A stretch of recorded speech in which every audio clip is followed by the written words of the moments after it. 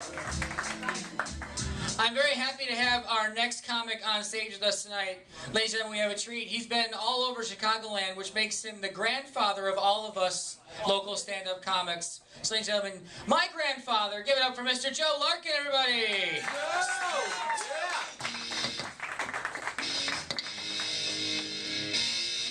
That's some bullshit, man. I wouldn't screw his grandmother. Are you kidding me? Have you seen her? All right, I admit it. I'm a horny old man. I gave it a shot. She wasn't moving, man. I think she was dead, actually. Hey, she was stiffer than I was. At my age, though, you know, necrophilia is not such a bad option. And if they're dead, they can't call the cops on you, right? They can't tell everybody about your little dick, right? You notice I said your little dick, not mine. Mine's not bad once you get all the wrinkles out of it. Oh, man. I can't get laid, you know, no matter what I do. I've become a serial masturbator as a result. Yeah, I jerked off 9 times yesterday. Fired 8 blanks. And on the last one, a little thing that looked like a dried up raisin popped out. I showed it to my doctor. He goes, "My God, man, that's your left testicle."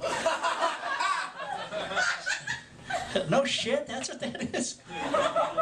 I was wondering why I was leaning to the right all day. Thought I was becoming a Republican. Any Republicans out there? Huh? Anybody know a Republican? Here, have them add that to their collection of nuts.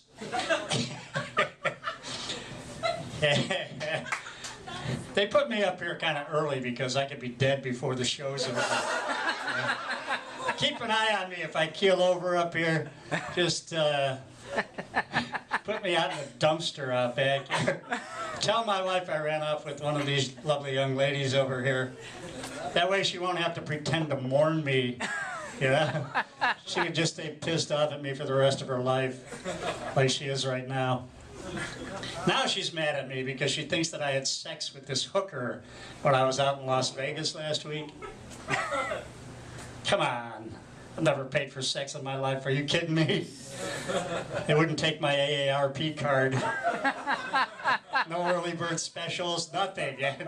You know, the best I could get was a blowjob from a one-eyed dwarf with a clubfoot out in the parking lot. And he paid me, so my record is still intact. Oh, wait a minute. Wait a minute. I did pay for sex once. When I bought my marriage license. Oh, yeah. Yeah. I've been married for 30 years and I only got 3 shots at it. Yeah. I'd have been better off with the hookers, you know. Got a return on my dollar. I could have had 4 2-bit whores for every buck I spent on that bitch. Yeah, she's always pissed off at me. Every time she gets mad at me, she hands me a list of things to do, you know. It's always at the most inopportune time, you know. Like we were having sex the other night. So we were just kind of mushing our junk together because nothing's working down here. Anyway, she hands me this list. She said, "I want you to do this for me right now." Okay, I look at the list. It says, fix the vacuum cleaner, clean out the garage, and go fuck yourself. I don't know how I'm going to get away from this woman, man. She's fucking terrorizing me. I got an escape clause, though. I just remembered. I got an escape clause built into my marriage contract. Yeah, till death do us part, right? Getting closer to my freedom every day. With my luck, though, she'll be standing there at the pearly gates with a fucking list of shit for me to do, right? So I got this other thing going. I got this, I'm working on like a D-, so I go to purgatory for a couple centuries. Yeah. By the time I get there, she'll have pissed God off so bad about her remodeling and feng shuiing and shit, you know. He'll send her over to Nirvana. You know about Nirvana, right? It's just like heaven, except it smells like curry over there. And hashish. Yeah. They got all these other deities up there. They got Rama and Krishna and Vishnu and all those people. Yeah. They get together and have a committee meeting. They'll send her over to see Allah. Allah, now there's a guy with some big ass problems, right? He's got all these crazed terrorists running around up there looking for their 72 virgins, only to discover that the reason why they get 72 of them is because they're in 72 fucking pieces. Yeah, I can hear the conversation now.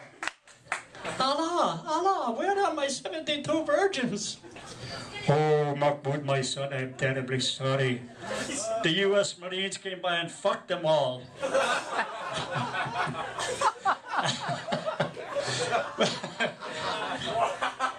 But if you can find your penis, oh, shit. Give Joe's wife a shot. She's over there in the back. She'll be back there with all the old, ugly virgins, you know. Hey, I thought we were fighting these wars because we were short of oil. Turns out we're short of virgins, man. Come on. Any virgins in here? See? See? No. Yeah. I wish the Marines would stay over here and fuck the virgins over here. On second thought, where are they going to find any? Have to start hanging around the elementary schools. Oh, man. That was a bad one. Yeah, I'm an old man, you know. This will happen to you when you get a little bit older, you know. You get these plumbing problems. I get up in the morning and I can't piss. You know? I gotta pee. I got all this pressure down there. But it just won't come out, you know. I have to stand there for like 15 minutes, and all of a sudden, it's like a fire hose opening up. It shoots out in all four different directions all at once. I pissed in my own eye the other day. I went to my doctor and told him about this. He said, "You're going to have to stop masturbating." I said, "What the hell are you talking about? What's that got to do with anything?" He said, "Well, I'm trying to examine you."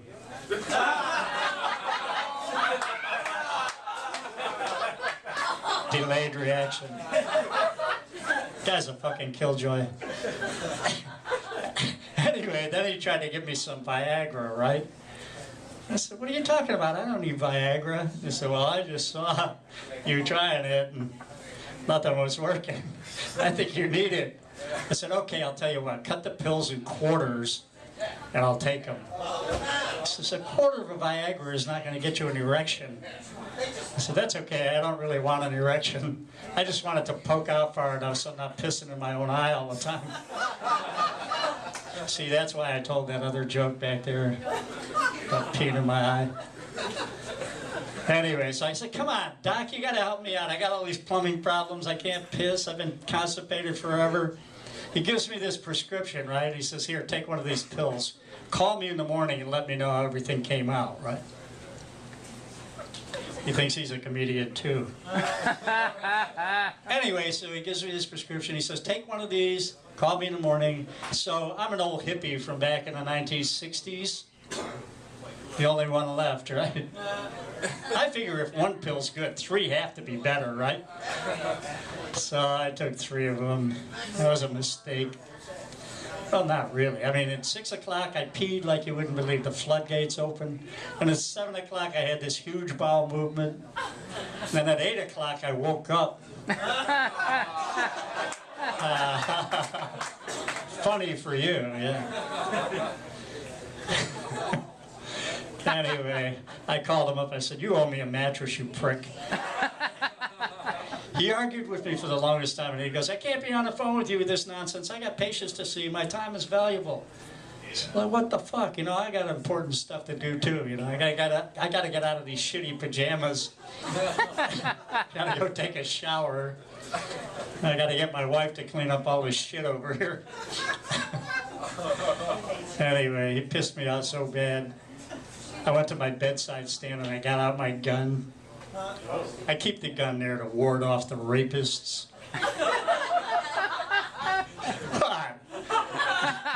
Could happen, right? My wife tried it a couple times. Now she sleeps out in the shed. She came in the other night. She says, "It's cold out in the shed. Can I have a space heater or something?" I said, "What are you kidding me? You could roll up in the middle of the night, burn my fucking shed down, and kill my dogs." No. I joke about my wife all the time. She humors me with this comedy thing. She said to me the other night, she said, "You know, do any of you remember Carol Burnett?" Are any of you old enough to remember Carol? Carol Burnett used to have this TV show. At the end of her show, she would tug on her ear like this to let her family know she was thinking about them, right? My wife said to me the other night, "Why don't you have some little endearment that you do for me when you're up on a stage so I know that you're thinking about me and that you love me?" Come on, man. She doesn't really talk like that. Her voice is really fucking annoying. Anyway, so I thought about it for the longest time. I had to come up with something for my wife. She's Portuguese, by the way. So I thought about it for the longest time, and I finally came up with something. So here's a big shout out to my lovely Portuguese wife. Yeah. Okay, I bring out some new stuff now. I've been thinking a lot about hats lately. You know, noticing people with hats. You know, when I was a kid, the only people who wore baseball caps were baseball players, right? The only people who wore them backwards were catchers. That hasn't changed a lot. If you didn't get that joke, Google Boys Town catchers. You'll come up with Father O'Malley's Little League team. 9 catchers. Father O'Malley's the only pitcher on the team. Anyway. Yeah. Let's see. Then there's other kinds of hats. You know, what's the first thing you think of when you see a guy in a sombrero? Huh? Come on. Tacos. No. I bet that guy's got a nice lawn. And then there's the top hat. You don't see many top hats lately, do you? Ever since that Lincoln thing? I mean, come on. Lincoln was 6'4", right? And he wore this stovepipe hat, which was another foot taller. I mean, how much bigger of a fucking target can you make yourself? I think that guy had a death wish, really. I mean, come on, I just signed the Emancipation Proclamation. I gotta live with these fucking people too? Just shoot me right here. He wasn't listening. Were you listening? I'm sorry. We've learned to live with you. Ah, come on. We love you. We love black people. They make the best athletes, you know, best entertainers. You know. I've insulted every fucking, the Catholics, the Muslims. I haven't insulted any Jews lately. Any Jews out there? You don't want to insult any Jews. They run everything in show business. You know? All right, am I out of here? There's about. Okay, I gotta go. Remember my name, Joe Larkin. The next time you see it, it's going to be right up there at the top of the obituary page.